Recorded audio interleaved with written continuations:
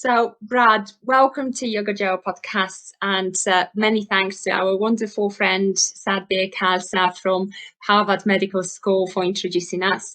Could you please introduce yourself? Tell us about what it is that you do, how your journey with yoga started, and share a little bit about your work and how you get to where you are at the moment.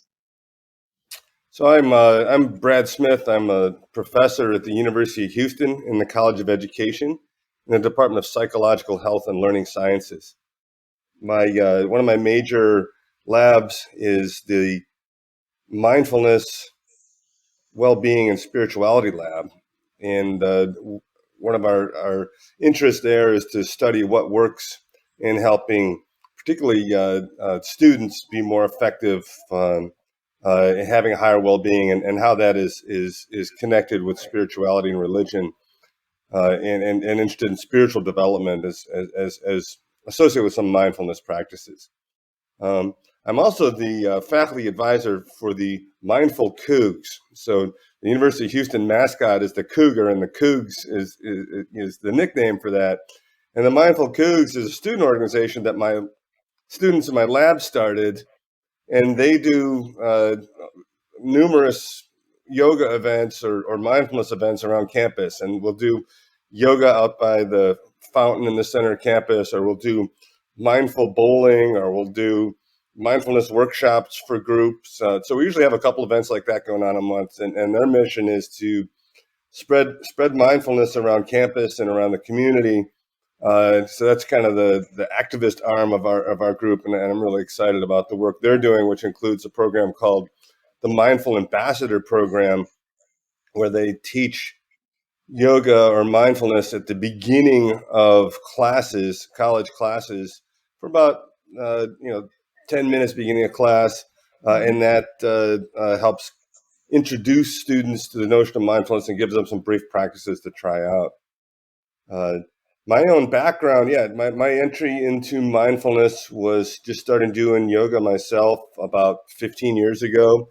One of my best friends started going to a yoga class. It's called Yoga for Men, and so it was all men's class, which I think made a lot of us more comfortable to give it a try. And we went in there, and I really enjoyed it. And then started going to regular classes, and then after class, I'd sit around chatting with people like you do after yoga classes, and people would say, "Hey, you're a school psychologist, and you work with, are you doing yoga with kids?" And I'm like, "Well, I'm not. Let me look into that." And turns out, at the time, yoga was, increasing in popularity and availability for kids in schools, but not a lot of people were studying it. So I'm part of a first wave of researchers in the United States that studying school-based yoga. That's how I met Satbir Khalsa. He had a yoga in schools symposium that he had for several years at the Kripalu Institute, which was a fabulous experience. We get together and we'd have a scientific retreat, and then we'd have a presentation to like actual yoga teachers and people that worked in schools. We had this really nice back and forth at a couple of different levels. So since then, I've been, writing about this stuff and learning some of the best practices. And it, turns out, in my opinion, the best practice isn't like regular yoga classes. It's brief practices that can be shared between individuals, and that can be done between teachers and students, or between parents and kids, mentors and mentees. So that's part of the approach we're looking at now, and the Mindful Ambassador Program is kind of in that spirit of doing these brief practices where it's a peer-to-peer teaching. We train our students a little bit how to do these presentations, and they share their own experience and use the framework we give them, and that's how they transfer yoga and mindfulness around our campus. So you mentioned earlier when we were talking about the developing of medical students in your new medical school, so measuring mindfulness and compassion. Can you talk a little bit about this, how you do this, and a little bit more about this wonderful initiative? Yeah, one of the things I'm really excited about is mindfulness right now, because I've been involved with a lot of things over the course of my career that were initially really popular, and then when I got into studying it really didn't work that well. Fortunately, that's not the case with mindfulness. Like, the amount of evidence for the benefits of mindfulness is growing at a tremendous rate, and I think the science behind it's still in its early stages, but some of the stuff that's coming out is very persuasive. And we just started a new medical school at the University of Houston that's targeting training people who will be family practitioners, because that's an area of shortage in the U.S. And they're trying to specifically recruit students that want to go on that path and build into them the type of resiliency to stay on that path. And the people that are developing the program, developing sort of like in the psychiatry department and the behavioral health departments, they're also looking at things they can do to train their students to be compassionate, but also train their students to take care of themselves. So they're looking at evidence-based practices that should lead to better self-care, less burnout, more compassion, so that's a very exciting development, and I'm really excited about this because we're kind of getting on the ground floor, and then this is that model again where like you have someone that's maybe not a mindfulness professional, like a fully trained yoga teacher, just a regular person that then is sharing mindfulness practices with someone else. So I was mentioning before, like teachers to kids. Well, now maybe what if you went to your doctor and like you did like, a couple minutes of deep, slow breathing first before talking to them, or they're saying, hey, it sounds like, you've got a lot of stress in your life. Let's talk about some ways to improve your well-being. Because I think I often have been saying in the quote in the U.S. That we don't have a healthcare system, we have an illness care system. And having a shift in mindfulness to look more at well-being and wellness and things like complete mental health. Like mental health is more than the absence of symptoms. To really be flourishing, you have low symptoms and high well-being, and having mental health professionals, physical health professionals, really looking at well-being, not just symptoms of illness, right? So you're looking at from a health standpoint. Is a very exciting movement in medicine. I'm really happy to have the opportunity to contribute to that with our medical school. And it is very much preventative, isn't it? Because if we take that approach that lots of illnesses actually start in our mind, by taking that approach, holistic approach, to start at the source, then we're able to eliminate or avoid lots of illnesses that would develop as we would go along. Exactly, and preventative and restorative too, because I think what happens sometimes is people get sick and they stay sick, right? Yeah. So being able to find really look at that way to have that complete health after a bout of illness is important too. So we were talking about mindfulness, about well-being. You also mentioned mental health. There are many mental health illnesses amongst children and young people, and the top ones seem to be anxiety, depression, ADHD, and conduct disorder. From the UK, in England alone, there is 1 in 10 children age 5 to 16 years old that suffer from diagnosable mental health illnesses.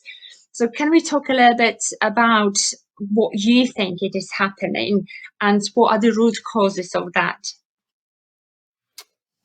Yeah, that's I agree that there's a significant level of mental health problems and distress in kids, and 1 out of 10 in the UK is a concerning figure. We're putting the figure more at 1 out of 5 or 1 out of 4 in the US. So it's even more concerning here, and it's at a level where it really is. As far as we can tell, an unprecedented level of distress.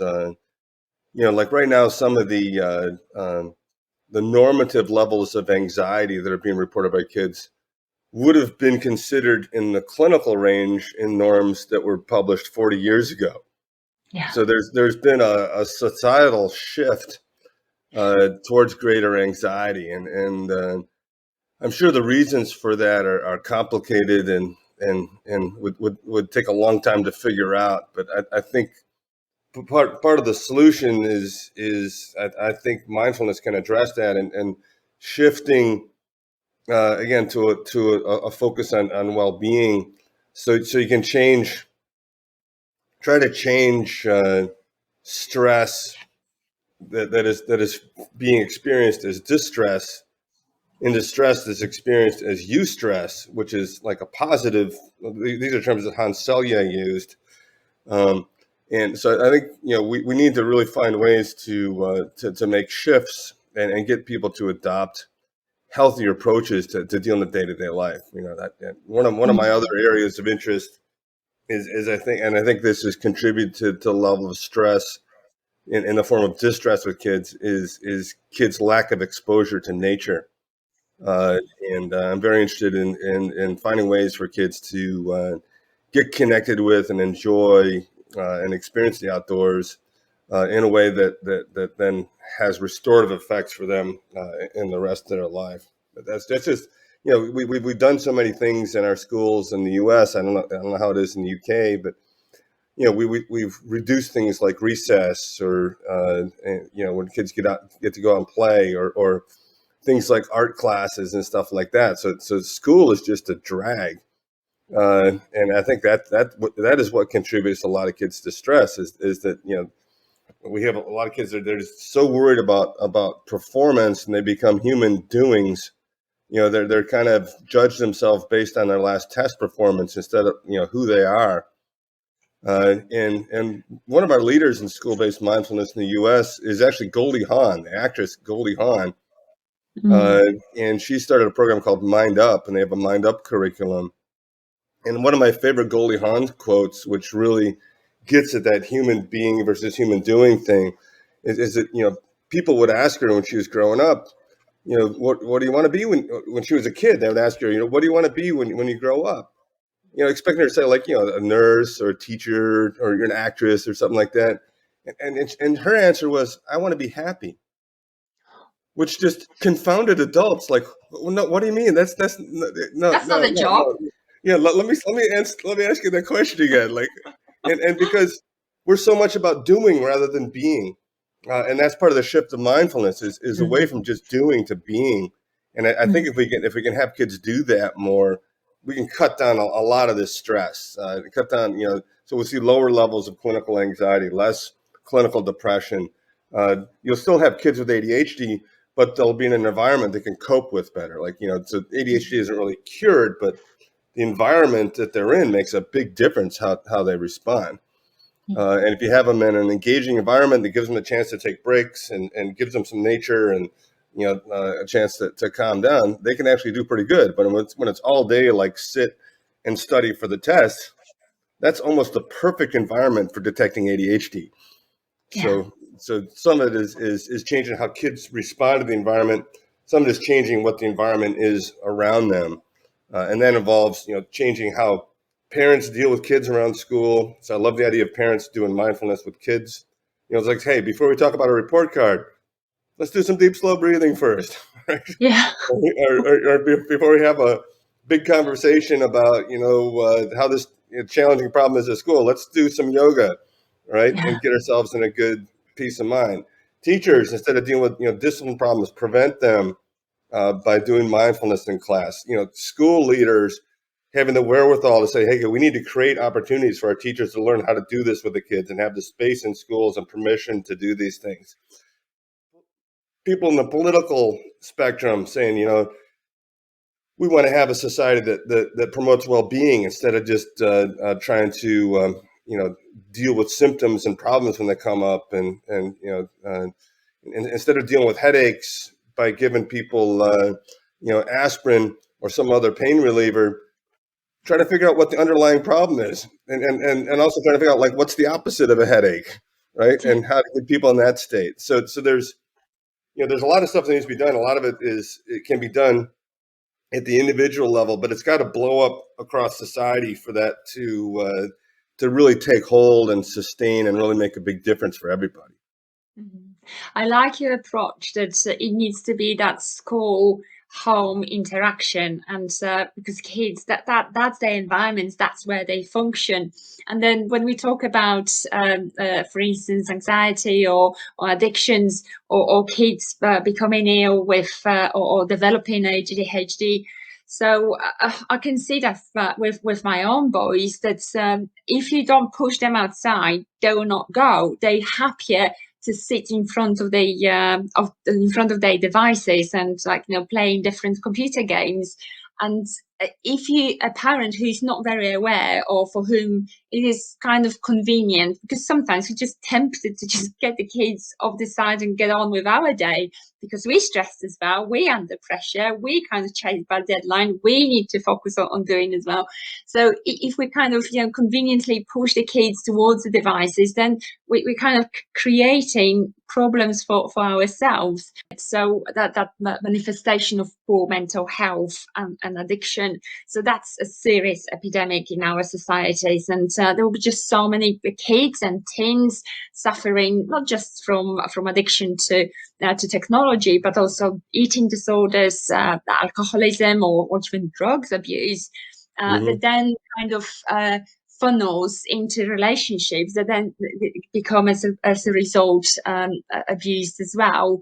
So why does it affect children and youth in such a high level, and what can we do to help them to heal from that addiction? So you talked a little bit about what we can do before they get into that state, but what can we do to help them when they already fall into the trap?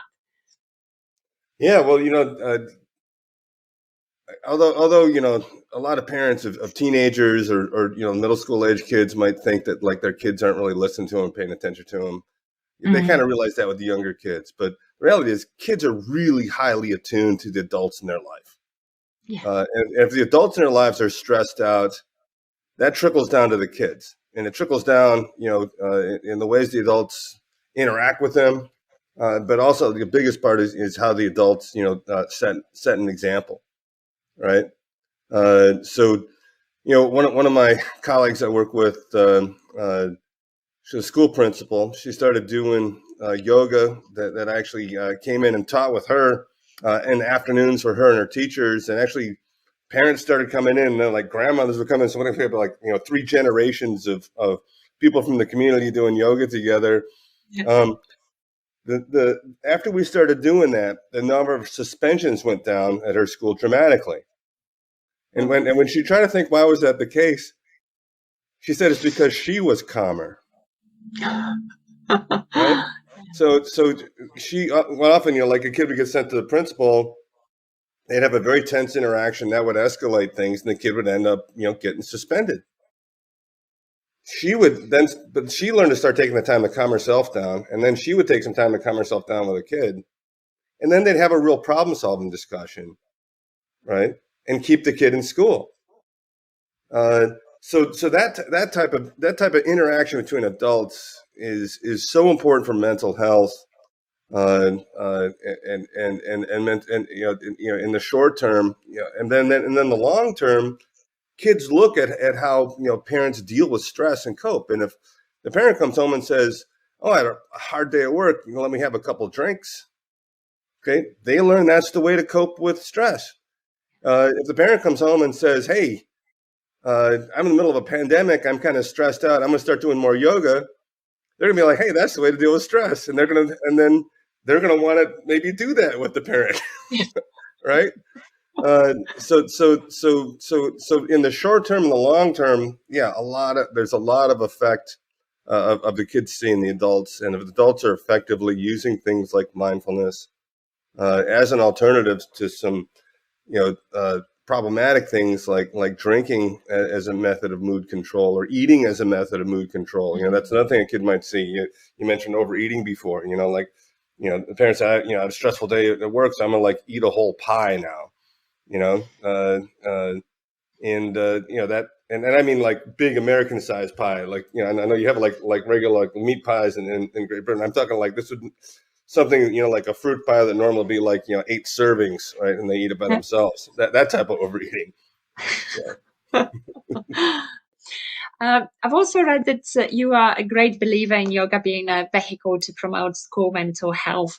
So, can you explain why it is particularly that it supports kids' mental health?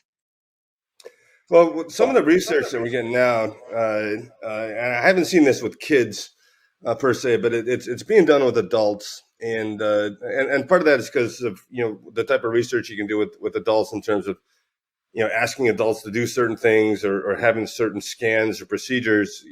That's it's easier to do that. So I think it's eventually going to be done with kids, but there's some work now that's really showing that if you can get adults to perform certain mindfulness practices, you can specifically target brain areas and related functioning, right?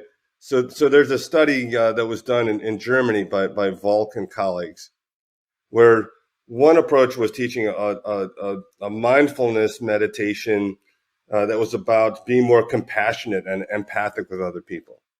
And the other approach was to do a mindfulness approach that's more similar to what you do with yoga. It's a very self-awareness, being in touch with yourself approach. And then they saw the specific brain areas you'd expect to be associated with social cognition and empathy having thickening in the cortex, meaning there's better development of neurons, like the underlying machinery of the brain is getting stronger for that skill. It's kind of like if you're lifting weights, you can see your arm muscles get bigger, right? Mm-hmm. And then in the other part, that's about in the mindfulness branch where it's about being more self-aware. You see the same type of thing. That type of brain muscle is getting stronger and bigger.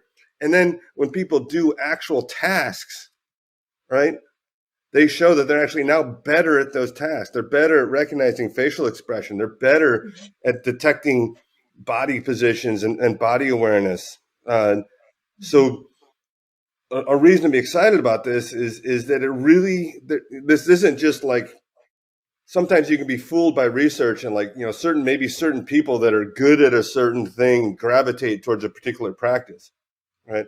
What we're seeing with yoga and mindfulness is that it's actually changing the brain, and that's actually changing behavior. So it's causal. It's not some spurious research accident. Like, this is really happening. So then that's one of the reasons I'm excited about it. This really seems to cause things by a predictable approach, which gives us the tools, to improve our practices, focus our practices, do prescriptive practices. Again, I think we're in the very early stages, but I'm predicting, 10, 15 years down the road, you can go to a health provider and you're saying, I'm having trouble with this type of problem, and say, okay, this is the type of mindfulness that is probably the best match for you to do. And you can do that form of mindfulness, and it'll have, specific, distinct effects that help solve that problem better than like a generic approach like we have now does. So it's a very exciting time to be in this field.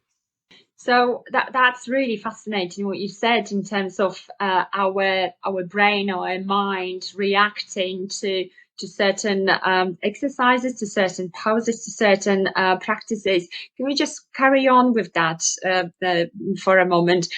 Could you also explain what is happening inside of our bodies as reaction to what our center of command does? Yeah, well, I've been mentioning mindfulness a lot. So get back to yoga.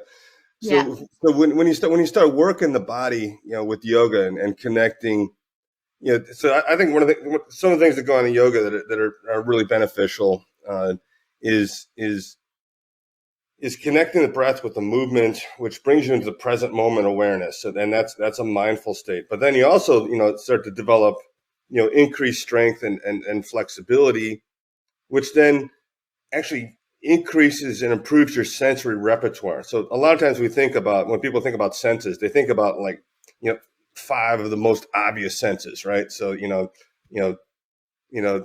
seeing, which is our really dominant way, hearing, right? Smelling, tasting, touching, right? We actually have many more senses. And so, some of that is like being aware of where your body is positioned in space. And we don't always develop that sense in a real conscious way. yoga helps us do that.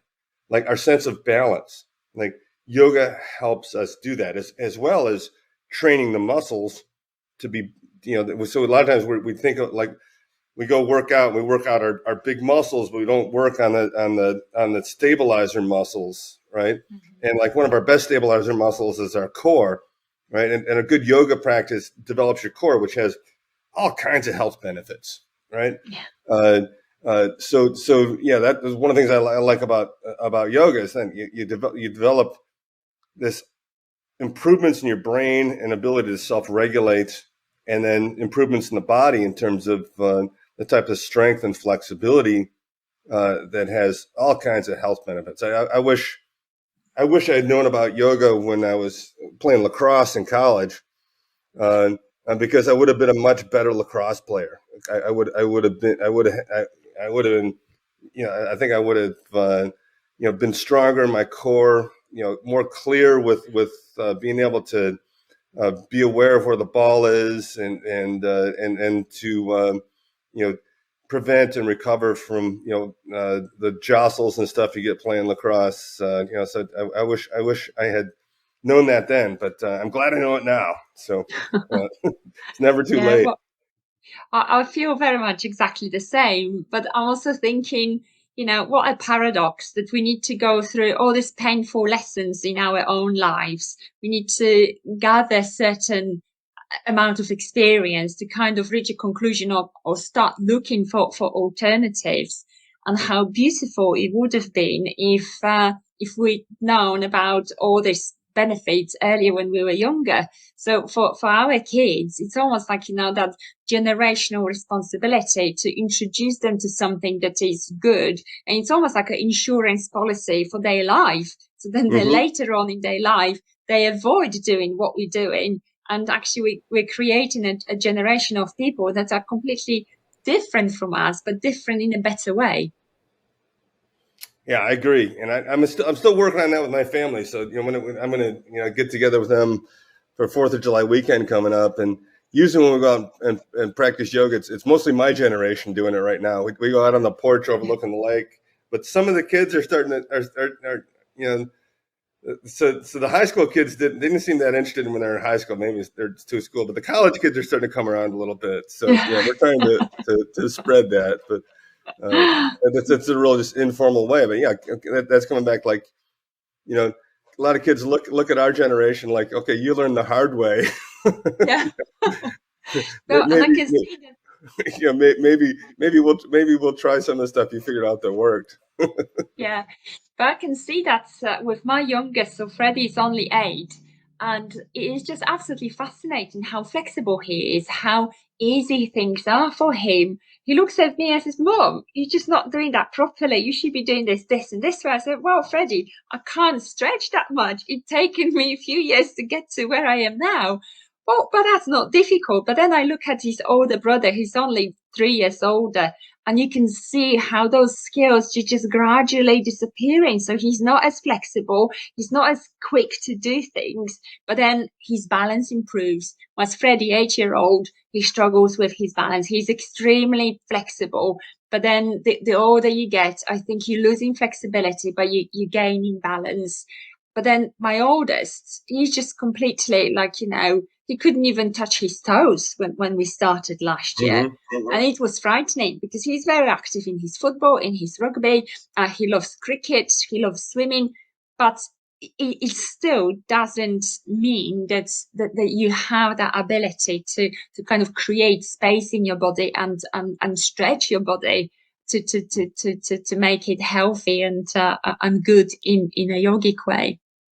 But that also gets to the idea, that a lot of these practices, although the general practice is great, there's a lot of individualization you can do, and the best way to individualize it is to know what works for you. Right. So if you can be taught, so kids that are super flexible, right, often aren't as strong, and they need to approach yoga in a different way, or they can hurt themselves. Right. Yeah. They can hyperextend on stuff, but they can also do some other poses in an amazing way. So they need a lot of times work more on stability, right, and strength and strengthening type poses because they've got the flexibility. But then people that are more tight in their muscles, less flexible, right? They need to work. Their yoga challenge is, is to work on flexibility. And, it took me about, 5 years to get pigeon pose, right? Without screaming. What I didn't think it was like, torture time in class, right? Now it's one of my favorite poses, but it takes time and practice. And that was my individual challenge. And I realized that was something I needed to work on. So I would work on that on my own outside of class. And that's where we need to go with a lot of stuff is teach people to have some, to give people the permission and the mandate that they are their own teacher. Like you don't have to necessarily, if you rely on someone else, you're relying for someone that doesn't know you as well. And then give them the menus to choose from that's right for them, and have them follow that practice. So talking about menus, can yoga be a part of the mindfulness menu or mindfulness program, or part of other programs like, the substance abuse or eating disorders menu, or ADHD, or any other programs that are tailored to deal with certain problems or conditions in children? So could yoga be a part, or core part of those programs? Would you imagine that it could work? Absolutely, and I think it may, the yoga and mindfulness by itself may not solve the problem, but I think it can enhance the problem solving process, and then help lead to better well being and complete restoration. So I think you're seeing a lot of people.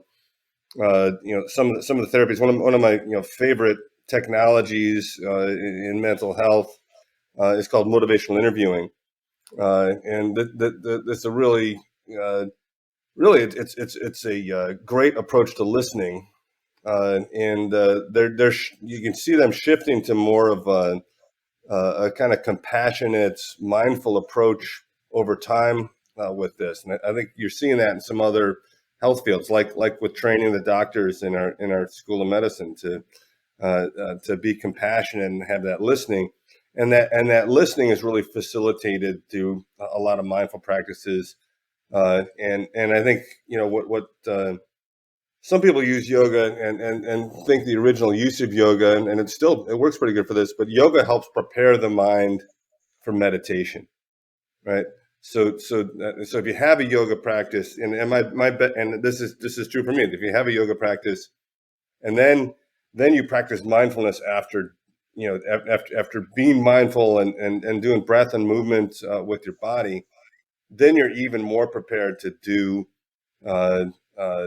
mindfulness. So I would also think that then, like, it really something I'd really like to see is like, what happens if you saw your therapist right after yoga class? you know, how much better would that be? And I imagine it would be a lot better, because you just would be in a better place to be mindful, and that's what a lot of therapy is about, is about just being able to be really present and see what's going on, and then see where you want to go based on where you are right now. So, but when we're talking about kind of getting kids or youth to be a little bit more compassionate, more mindful, some people with a little bit more sarcastic kind of bone would say, oh, you're just growing generation of snowflakes. There will be no good in real life. What would you say about that? That can it be defended? Well, I'd say, let's do a yoga class together. Let's see how you feel. That's what I'd say, and that's why I like yoga. Like it's a really good workout, and I feel great afterwards. Yeah. And okay, so maybe you're turning into a snowflake, but this is, if this is being a snowflake, I like this. So give it a try. I'm not going to argue with them, right? Yeah, and I'd be like, have you done a bunch of yoga classes? Well, give it a try. And I think a lot of people, and I see this a lot. Like it happened to me, this past weekend. I was at a summer camp, for a bunch of kids that are from really tough neighborhoods in Houston, and offered voluntary people to come out and give yoga a try in the morning, and kids were coming out like, wow, this is amazing. And then a couple of counselors, like were kind of they're like real tough guys, were like, wow, this is amazing. Like I feel so mellow and wow, like for the first time in a long time, I'm like my Scratch neck my back. muscles are nodding up here. And it's like, yeah, just experience it. And I absolutely love when you said that, just try and do yoga with me. And I think people really are easy to give badges to something that they didn't experience and kind of only have their own impression what it could be. And, only because I disregard it and I don't like it, I just undermine it. But especially with the kids from those tough areas in Houston, they take on this. And I'm also acutely aware of the yoga programs that some of the yoga teachers run with prisoners in prisons, and these are pretty tough guys, and they actually benefit from that and able to serve through their sentence as well. So, as you said, whether snowflake or not, it doesn't really matter. I was reading recently a book by Eddie Stern, One Simple Thing, and at the very beginning he says that it's fascinating, or what fascinated him was that people would come from different walks of life to his class, and some would suffer from physical conditions, some would suffer from stress, some would suffer from aching knee or back, and each of them after class felt better. So yoga has to work through your system in such a way that regardless what you suffer from, it actually makes it better, doesn't it? yeah, it speaks for itself. Just do it. So you mentioned earlier about the new medical school and new medical students, developing medical students. I hope you don't mind me asking about, well, I'm bridging to converted because you know that in medical profession, those skills that yoga develops, they non-existent. But how do you look to develop those skills in new generation of medical professionals? Yeah, so some of it is just teaching them the practices and trying to provide structure to do that. So I think sometimes busy people, stressed out people, decrease their self-care when they're stressed. But when you care for others, you've got to find a way to replenish it. I think one of the sayings that I like is you can't pour from an empty pitcher. Right. So in a caring profession, you've got to find ways to replenish yourself, because if you're empty, you can't help others. So starting with that philosophy, they're trying to build into students' lives or self-care plans and put in monitoring things to see if they're starting to run on empty. And then with that feedback, get them to change their approach. And they've got a number of some of it is based on self-report, and if people aren't real self-aware, that's not always the best measure. But they also have some very objective stuff too. So they, part of what they do is put their training is they work with a standardized patient, and what the standardized patient does is basically they role play having a certain patient profile, and maybe they're supposed to emulate having like a certain illness or something like that.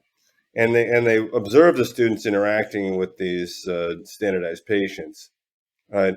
And then they assess their level of empathy and compassion and quality of communication, and give them feedback around that as part of their training. And so I think that's one of the places where you can really catch this, in a real objective way, that makes a lot of sense, and give people a lot of real practical feedback on how they're relating to people in a practice situation.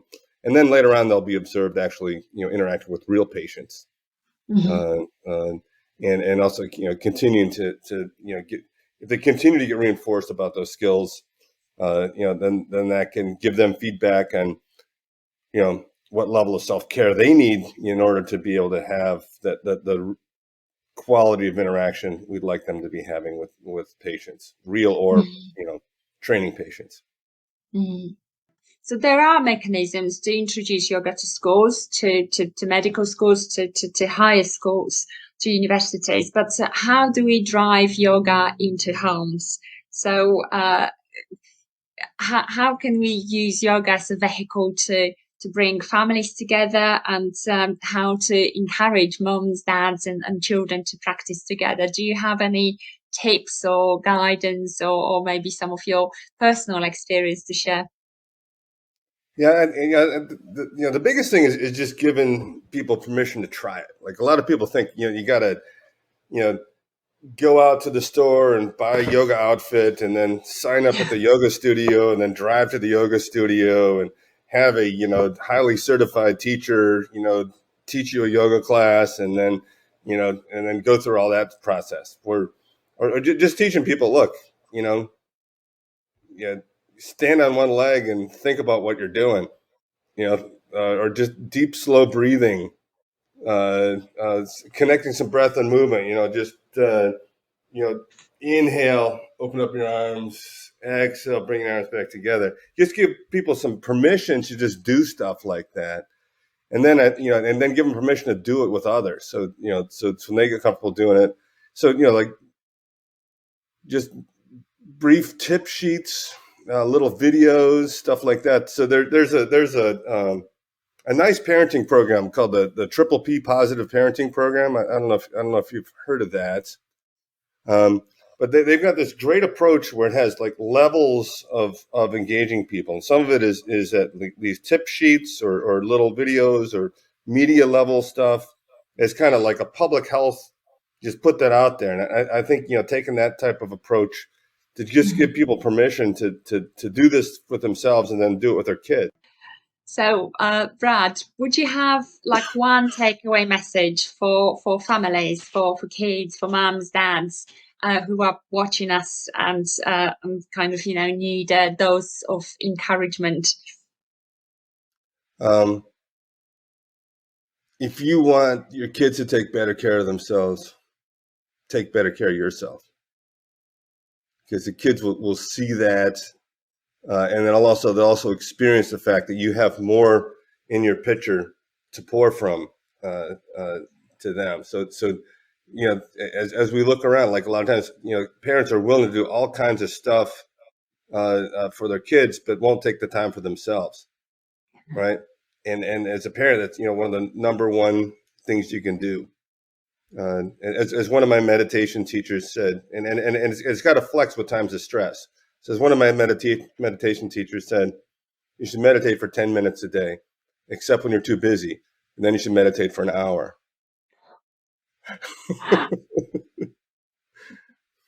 Yeah, so making it that big a priority in your life, where we, again, go from, as a parent, from being a human doing to a human being, and really connecting in. And if you're not at the level of being, put some other stuff aside and make that a priority.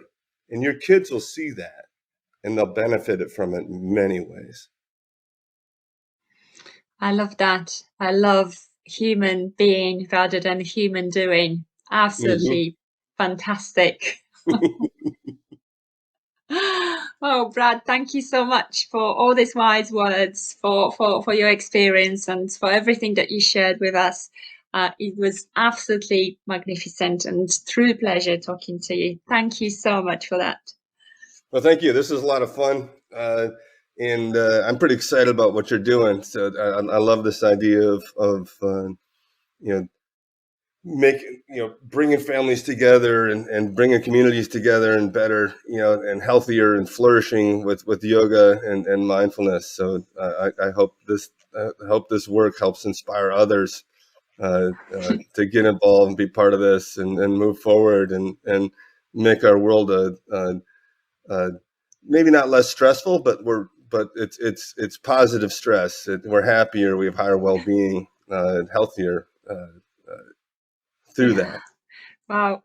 Oh, thank you so much. That's really kind words. Well, I'm sure that having on board professionals and experts like yourself, that is just deemed to be successful. So thank you so much once again. Yeah, I'm glad we got connected. So this is Yeah. great.